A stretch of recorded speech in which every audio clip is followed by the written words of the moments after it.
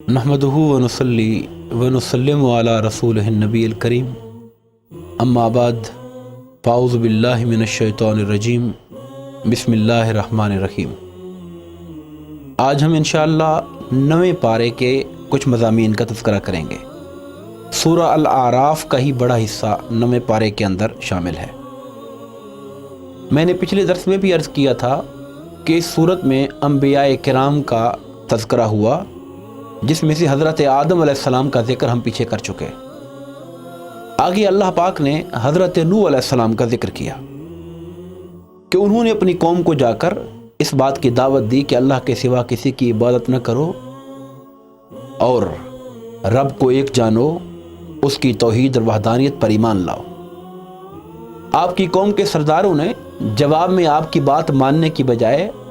آپ سے کہا کہ معاذ اللہ آپ گمراہ ہیں، آپ راہ سے ہٹے ہوئے ہیں۔ آپ نے فرمایا کہ نہیں، میں گمراہ نہیں، میں اللہ کا رسول ہوں اور میں تمہاری طرف اللہ کا پیغام لے کر آیا ہوں اور میں تمہارا خیر خواہ ہوں۔ مگر آپ کی قوم نے آپ کو جھٹلایا، مدتوں تک، سینکڑوں سال تک آپ نے ان کو دعوت دی، مگر جب ایک آخری وقت آ گیا تو حضرت نوح علیہ السلام نے خدا کی بارگاہ میں عرض کی کہ باری تعالیٰ، میں نے ان کو بہت طویل عرصہ ان کی نسلوں تک کو دعوت دیتا رہا، مگر انہوں نے میری دعوت کو قبول نہیں کیا، اور میں یہ سمجھتا ہوں کہ ان کی آنے والی نسلیں بھی میری دعوت قبول نہیں کریں گی۔ اس کے بعد اللہ پاک نے آپ کو کشتی بنانے کا حکم دیا، اور جب کشتی تیار ہو گئی آپ اپنی قوم کو دعوت حق دیتے رہے، مگر وہ بجائے قبول کرنے کے آپ کی اس عمل کا مذاق اڑاتے رہے کہ حضرت نوح علیہ السلام کیا خشکی پر کشتی چلائیں گے۔ مگر جب اللہ کا امر ہوا تو گھر کے تنوروں سے بھی پانی ابلنے لگا، آسمان سے بارش کی شکل میں بھی پانی ابلنے لگا، اور وہ ایک عظیم ہیبت ناک قسم کا طوفان آیا جس نے کائنات اور زمین کی جو بڑی بڑی پہاڑی چوٹیاں تھیں اسے بھی اپنے دامن میں لے لیا، اور اس قوم کو تباہ و برباد کر دیا گیا، سوائے ان لوگوں کے جو حضرت نوح علیہ السلام پر ایمان لائے تھے اور آپ کے ساتھ کشتی کے مسافر ہو گئے تھے۔ اس کے بعد حضرت ہود علیہ السلام کا بیان ہوا کہ ہم نے حضرت ہود کو قوم عاد کی طرف بھیجا۔ آپ نے بھی جا کر ان کو توحید کی دعوت دی، تقوی کی دعوت دی، اللہ سے ڈرنے اور خوف خدا کا پیغام دیا۔ آپ کی قوم کے سرداروں نے، یہاں یہ بات قابل غور ہے کہ ہمیشہ قرآن کہتا ہے فقال الملأ من قومہ، ان کی قوم کے جو وڈیرے تھے، جو سردار تھے، وہ چیلنج دیتے تھے کہ معاذ اللہ، ہماری نظر میں آپ بے وقوف آدمی، استغفر اللہ العظیم، آپ عقلی طور پر کمزور ہیں۔ وہ آپ پر جھوٹے ہونے کی تہمت لگاتے تھے کہ آپ جھوٹ بول رہے ہیں۔ اللہ کے پیغمبر نے ان کے سامنے بڑی متانت سے جواب دیا کہ نہیں، جو الزام تم مجھ پر لگاتے ہو میں وہ نہیں ہوں، اور میں تو اللہ کا رسول ہوں، اس کا پیغام لے کر آیا ہوں۔ اور اپنی قوم کو یاد دلایا کہ تم وہ لوگ ہو جو حضرت نوح علیہ السلام کے جانشین ہو۔ یاد کرو کہ اللہ نے تم سے پہلے بھی ایک قوم کو ان کی بد اعتقادیوں، ان کی بد اعمالیوں اور نافرمانیوں کی وجہ سے صفحہ ہستی سے مٹا دیا تھا۔ اللہ کے پیغام کی طرف آؤ، خدا کی وحدانیت کو قبول کرو،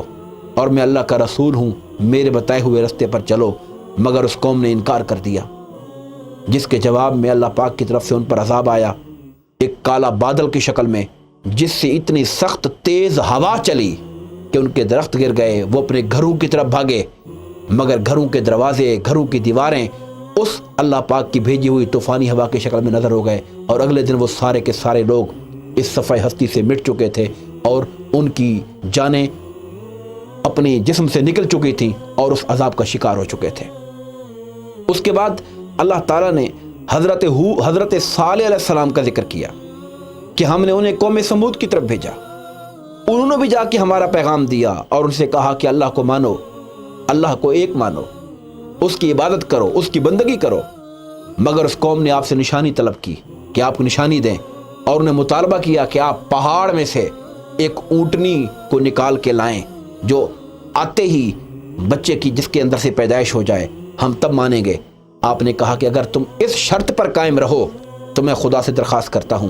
یہ بھی معجزہ تمہیں دکھا دیا جائے گا۔ مگر جب وہ معجزہ دکھایا گیا، اونٹنی پیدا ہو گئی، آپ نے ان سے کہا کہ اب یہ اللہ کی نشانی ہے، اس کی قدر کرنا، اس کو تکلیف مت دینا۔ مگر اس قوم نے آپ کی یہ بات نہ مانی اور اس اونٹنی کو تکلیف دینا شروع کر دی۔ ان کے کچھ لوگوں نے پلاننگ کر کے اونٹنی کی کونچیں کاٹ دی اور اسے مار ڈالا، جس کے نتیجے میں اللہ تعالیٰ نے اس قوم کو زلزلے کے عذاب سے ہلاک اور تباہ و برباد کر دیا۔ اس کے بعد قرآن اس پارہ نمبر 9 میں حضرت لوط علیہ السلام کا ذکر کرتا ہے۔ انہیں اپنی قوم کی طرف بھیجا گیا اور آپ نے اپنی قوم کو جو دعوت دی اس کا بنیادی نقطہ یہ تھا کہ فرمایا کہ تم وہ بے حیائی کے کام کرتے ہو جو تم سے پہلے کائنات میں کسی نے نہیں کیے تھے۔ ہومو سیکچویلٹی کا جو کانسیپٹ تصور آج دنیا میں پھیلا ہوا ہے، یہ قوم اس کی بانی تھی۔ اللہ رب العزت کے پیغمبر نے ان کو سمجھانے کی کوشش کی، جواب میں بجائے نصیحت قبول کرنے کے ان لوگوں نے بغاوت کی یہ حد کر دی کہ کہا کہ ان کو اپنی بستی سے نکال دو، یہ بڑے پاک لوگ بنتے ہیں، بڑے پاکیزہ لوگ بنتے ہیں، بڑے نیک بنتے ہیں، انہیں بستی سے نکال دیا جائے۔ جب انہوں نے اس حد تک پہنچ گئے اور پھر اللہ پاک نے ملائکہ کی شکل میں ملائکہ کو انسانی شکل میں خوبصورت لڑکوں کی شکل میں بھیجا اور اس قوم نے ان پر دسترازی کی کوشش کی تو اللہ رب العزت کا عذاب حرکت میں آیا اور پھر اس قوم کو پتھروں کی بارش کر کے ہلاک کر دیا گیا اور تباہ و برباد کر دیا گیا۔ اس کے بعد قرآن حضرت شعیب علیہ السلام کا ذکر کرتا ہے کہ ہم نے آپ کو قوم مدین کی طرف بھیجا، آپ نے جا کر اس قوم کو دعوت توحید دی اور ساتھ ان کی معاشرتی زندگی کی خرابی یہ تھی کہ وہ تاجر پیشہ لوگ تھے اور تجارت پیشہ ہونے کے ناطے وہ ناپ تول میں ڈنڈی مارا کرتے تھے۔ جب اپنے لینے کی باری ہوتی تو جھکتا ہوا لیتے، جب دینے کی باری ہوتی اس میں ڈنڈی مارتے، کم دیا کرتے تھے۔ اللہ کے پیغمبر نے جہاں ان کو دعوت توحید دی وہاں انہیں اپنے عمل کی اصلاح کرنے کے لیے کہا کہ یہ جو تم کام کر رہے ہو یہ جھوٹ پر مبنی ہے، فریب پر مبنی ہے، اور اللہ کو وہ بندے پسند نہیں ہیں جو اپنی زندگی اور اپنے اعمال کے اندر جھوٹ اور فریب کو لائیں اور اللہ کی مخلوق کو دھوکہ دیں۔ اس قوم نے بھی آپ کو دھمکی دے دی کہ ہم آپ کو شہر سے نکال دیں گے یا آپ اپنی تبلیغیں بند کر دیں اور ہمارے دین ہمارے طریقے پر واپس آ جائیں، مگر آپ نے کہا کہ میں بستی سے نکل جانا تو قبول کر لوں گا، مگر میں جس حق کی راہ پر جس پہ مجھے اللہ نے چلایا اس سے واپس نہیں آؤں گا۔ اس قوم پر بھی زلزلے کا عذاب آیا اور انہیں صفحہ ہستی سے مٹا دیا گیا۔ پھر اللہ پاک نے اس کے بعد حضرت موسیٰ علیہ السلام کا ذکر کیا۔ قرآن پاک کے اندر جتنے بھی پیغمبروں کا ذکر ہوا ہے ان پیغمبروں میں سب سے زیادہ تفصیل کے ساتھ جس پیغمبر کا اور ان کی امت کا ذکر آیا قرآن میں وہ حضرت موسیٰ علیہ السلام ہے۔ اللہ پاک نے ان کا ذکر بڑی کثرت سے کیا چونکہ ان کے اور قوم کے حالات بڑی مشابہت رکھتے تھے حضور علیہ الصلوۃ والسلام کی جو مخاطب قوم تھی، قریش جو تھے، کفار مکہ تھے، اس لیے ان کے حالات کو بڑی ڈیٹیل سے بیان کیا گیا تاکہ لوگ دیکھیں اور غور کریں کہ حضرت موسیٰ علیہ السلام کے زمانے کا فرعون جو اپنی خدائی کا دعوے دار تھا، پیغمبر کی دعوت کو قبول نہیں کیا تو وہ کس انجام تک پہنچا۔ اور اے کفار مکہ، اے ابو جہل، اے ابو لہب، اے سرداران مکہ، کیا تم فرعون سے بڑے جابر تو نہیں ہو؟ تمہارے پاس فرعون سے زیادہ اقتدار تو نہیں ہے؟ اگر وہ بھی اللہ کے نبی کے مقابلے میں خائب، ناکام اور نامراد ہو گیا تو تمہیں بھی انجام بس سے دوچار ہونا پڑے گا۔ پھر اللہ پاک نے بڑی تفصیل سے ذکر کیا۔ میں یہاں پر چند پوائنٹس کا ذکر کرنا چاہوں گا تاکہ ہماری جو نوجوان نسل ہے، ہمارے بھائی بہنیں مسلمان اس پہ غور کریں اور سمجھیں اور دیکھیں کہ اللہ پاک نے کس طرح اپنے پیغمبر کو دعوت دے کر بھیجی اور آج قرآن میں وہ لکھ کر ہمارے لیے ایک نصیحت کا سامان پیدا کر دیا ہے۔ اللہ پاک فرماتا ہے کہ جب حضرت موسیٰ علیہ السلام کو خدا نے رسالت کے لیے منتخب کیا تو انہیں کہا کہ آپ فرعون کے دربار میں جائیں، اسے جا کر میرا پیغام دے اور یہ نصیحت کر کے بھیجی کہ اس سے نرم لہجے میں بات کرنا، شاید کہ وہ ڈر جائے اور نصیحت کو قبول کر لے اور راہ راست پر آ جائے۔ حضرت موسیٰ علیہ السلام وہاں جاتے ہیں اور اس کو جا کے پیغام دیتے ہیں کہ میں اللہ کا رسول ہوں۔ وہ جواب میں کہتا ہے نشانی دکھاؤ، اگر آپ اللہ کے رسول ہیں تو کوئی نشانی دکھائیں۔ آپ نے اس کو وہاں 2 معجزات دکھائے۔ ایک آپ کا معجزہ یہ تھا کہ آپ نے اپنے دست اقدس کو، اپنے ہاتھ کو بغل کے نیچے ڈال کر جب باہر دکھایا تو وہ سورج کی طرح چمکدار اور آفتاب کی طرح لائٹ اس سے نکل رہی تھی۔ اور دوسرا معجزہ یہ دکھایا کہ آپ کا جو عصا تھا، ہاتھ کا جو ڈنڈا تھا، آپ نے جب اس کو زمین پر پھینکا وہ ایک بہت بڑا خوفناک اژدہا بن گیا اور لوگوں کے رونگٹے کھڑے ہو گئے۔ اب اس پر فرعون جو انتہائی عیار اور چالاک انسان تھا، اس نے اپنے درباریوں کو اس طرف متوجہ کیا کہ لگتا ہے یہ بہت بڑا جادوگر ہے، ہمیں اس کے جادو کا مقابلہ کرنا پڑے گا۔ یہاں آپ دیکھیے کہ حکمران طبقہ کیسے اللہ کے پیغام لانے والوں کے خلاف چال چلتا ہے، لوگوں کی رائے کو ان کے خلاف موٹیویٹ کرنے کی کوشش کرتا ہے تاکہ لوگ دھوکے میں رہیں۔ انہوں نے جب اپنے معجزات دکھائے تو بجائے تسلیم کرنے کے جواب میں کہا کہ لگتا ہے یہ بہت بڑا جادوگر ہے، تو ہم اس کا جادو میں مقابلہ کریں گے۔ اس نے اپنی سلطنت کے دور و نزدیک تک پیغام بھجوا دیا کہ جو جادوگر ہیں وہ آ جائیں۔ ایک ڈیٹ مقرر کر دی گئی، سارے لوگ اکٹھے ہو گئے، سینکڑوں جادوگر میدان میں آ گئے۔ حضرت موسیٰ علیہ السلام کے مقابلے میں انہوں نے پہلے اپنا عمل کیا، رسیاں میدان میں پھینکی۔ جب وہ رسیاں پھینکی تو لوگوں کی آنکھوں پر ایسا سحر طاری ہوا کہ سب کو لگا جیسے سانپ پھر رہے ہیں۔ یہاں یہ بات بھی سمجھنے والی ہے کہ ہمارے ہاں لوگ چھوٹے چھوٹی شعبدہ بازیوں کے اوپر اپنے اعتقاد میں اتنے کمزور ہوتے ہیں کہ گر پڑتے ہیں۔ اب آپ دیکھیے کہ فرعون کے جادوگر جو بھی مسلمان نہیں ہوئے تھے، کافر تھے، ان سے بھی یہ جادو کا ایک مظاہرہ ہوا کہ رسیاں پھینکی تو آنکھوں کو لگا کہ سانپ پھر رہے ہیں۔ مگر جب اللہ کے نبی نے اپنے عصا کو چھوڑا تو وہ سینکڑوں جادوگروں کے جادو کو آنے واحد میں وہ ہڑپ کر کے کھا گیا۔ فرعون تو ہکا بکا تھا، مگر جادوگر چونکہ اپنے فیلڈ کے ایکسپرٹ تھے، وہ سمجھ گئے کہ ہم نے جو کیا جادو تھا، مگر موسیٰ نے جو کچھ کیا جادو نہیں ہے، یہ اللہ کی طاقت کے ساتھ ہوا ہے۔ وہ فوری طور پہ حضرت موسیٰ علیہ السلام کے سامنے گر گئے اور کہا موسیٰ ہم آپ کے رب پر ایمان لاتے ہیں، آپ یقین اللہ کے رسول اللہ کے نبی ہو۔ جواب میں فرعون جو ساری سچویشن کو دیکھ رہا تھا، اس نے جب دیکھا کہ لوگوں کی رائے بدل رہی ہے، کہیں ایسا نہ ہو کہ ساری کی ساری قوم بھی حضرت موسیٰ علیہ السلام کے ساتھ چل پڑے، اس نے پینترا بدلا اور کہا لوگوں دیکھو یہ جو جادوگر تھے، مجھے لگتا ہے کہ یہ سارے موسیٰ کے شاگرد تھے، موسیٰ ان کا گرو ہے، اور انہوں نے اپنے استاد کے کہنے کے اوپر اپنے آپ کو سرنڈر کر دیا ہے تاکہ پتہ لگے کہ موسیٰ علیہ السلام جو ہے وہ بہت بڑے ان کا مقام ہے اور تم ان کی راہ پر چل پڑو، یہ تمہارے اقتدار پہ قبضہ کر لے، تمہیں اپنا غلام بنا لے۔ اس نے اس طرح کا ماحول بنایا اور ساتھ ہی جادوگروں کو دھمکیاں دینی شروع کر دی کہ تم نے میرے کہنے سے پہلے کیوں سرنڈر کیا، میں تمہارے ہاتھ کاٹ دوں گا، تمہارے پاؤں کاٹ دوں گا، میں تمہیں سولی پہ چڑھا دوں گا۔ جب دلیل میں وہ ناکام ہو گیا، پھر اس نے دھونس اور دھمکی کے ساتھ ان کو دبانے کی کوشش کی، مگر جس سینے میں ایمان داخل ہو گیا تھا، انہوں نے کہا فرعون تو نے جو کرنا ہے کر، ہمارے ہاتھ پاؤں کاٹنے ہیں کاٹ دے، ہمیں سولی پہ چڑھانا ہے چڑھا دے، مگر ہم جو رب پر ایمان لائے ہیں ہم کبھی اس سے پیچھے نہیں ہٹیں گے۔ اور خدا کی بارگاہ میں ہاتھ اٹھائے، باری تعالیٰ یہ فرعون مظالم کرتا رہے گا، تو ہمیں صبر عطا فرمانا، ہمیں ایمان پہ ثابت قدمی دینا۔ فرعون کی دھمکیوں کے بعد جادوگروں نے اس کے سامنے ڈٹ کر کہا کہ ہم اللہ کے دین کو اور اس کی نشانیاں جو ہمارے سامنے کھل کر آ گئی، ہم اسے نہیں چھوڑیں گے، تم سے جو ہوتا ہے کر لو، ہم صبر کریں گے۔ اور اللہ سے دعا کی کہ باری تعالیٰ ہمیں صبر عطا فرمانا۔ اس کے بعد اللہ پاک نے قوم فرعون پر چھوٹے چھوٹی آزمائشیں دیں، اور خدا کا طریقہ یہ ہے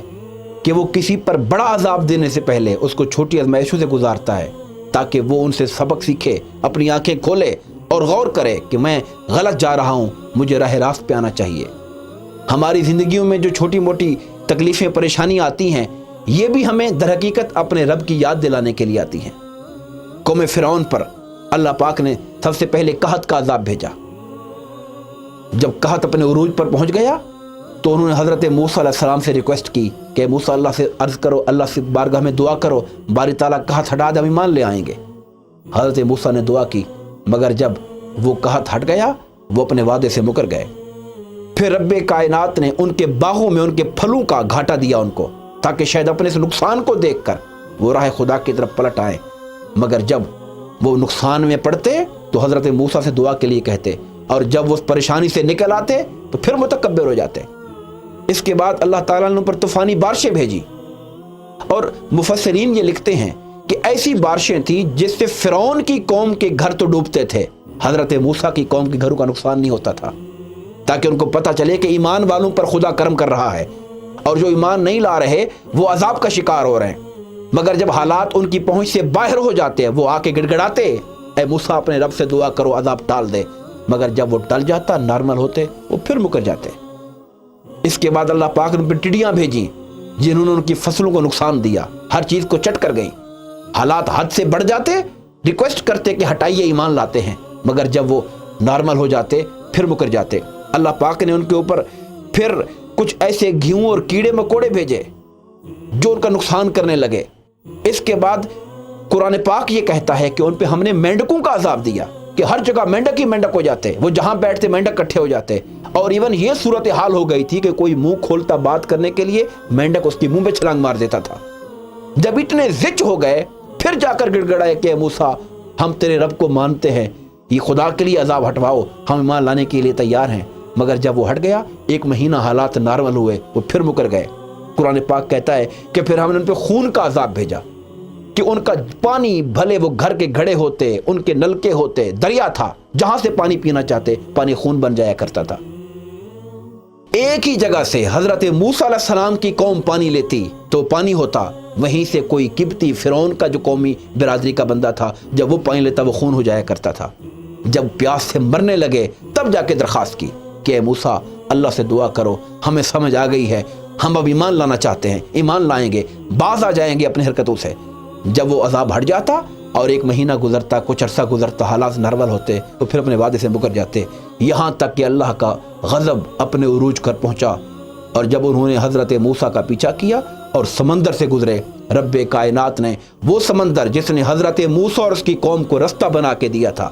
جب وہاں سے فرعون اپنے لشکر کے ساتھ گزرا, حکم ہوا کہ پانی برابر ہو جاؤ, رستے فنش ہو گئے, اور اس سمندر میں غوطے کھا کر فرعون اور اس کے لاکھوں کے جو لشکر تھا اس کو تباہ و برباد کر دیا گیا. دوستان مکرم, اللہ پاک نے